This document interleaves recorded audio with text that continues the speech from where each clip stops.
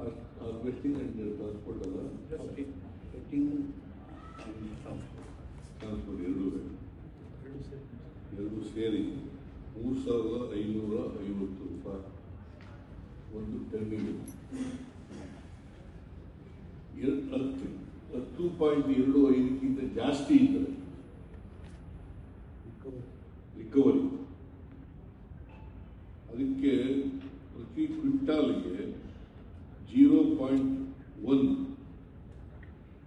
ಹೆಚ್ಚುವರಿ ರಿಕವರಿ ಬಂದರೆ, 10.25ಕ್ಕಿಂತ ಜಾಸ್ತಿ 0.1 ಹೆಚ್ಚು ರಿಕವರಿ ಬಂದರೆ, ಹೆಚ್ಚು ರಿಕವರಿಗೆ 3.46 ರು,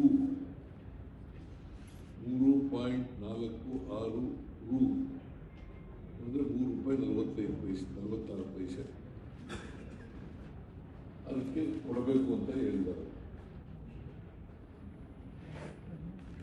ಸಪೋಸ್ ಅದಕ್ಕಿಂತ 10.25ಕ್ಕಿಂತ ಕಡಿಮೆ ಬಂದರೆ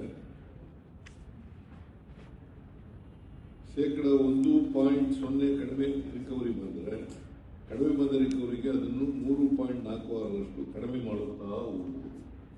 ಕಡಿಮೆ ಬಂದರೆ ಕಡಿಮೆ ಮಾಡ್ತಾ ಹೋಗ್ಬೇಕು, ಹೆಚ್ಚು ಬಂದರೆ ಹೆಚ್ಚು ಮಾಡ್ತಾ ಹೋಗ್ಬೇಕು. ಇದು ಎಲ್ಲಿವರೆಗೆ ಅಂತಂದರೆ 9.5ವರೆಗೆ, 9.5 ರಿಕವರಿ ಇದ್ದರೆ. ಆಮೇಲೆ 9.5 ರಿಕವರಿ ಇದ್ದರೆ ಮತ್ತು ಅದಕ್ಕಿಂತ ಕಡಿಮೆ ಇದ್ದರೆ ಪ್ರತಿ ಟನ್ನಿಗೆ 3,290.50, 3,290.50 ಇಷ್ಟು ಕೊಡಬೇಕು ಅಂತ ತೀರ್ಮಾನ ಮಾಡಿದ್ರು. ಯಾರು ತೀರ್ಮಾನ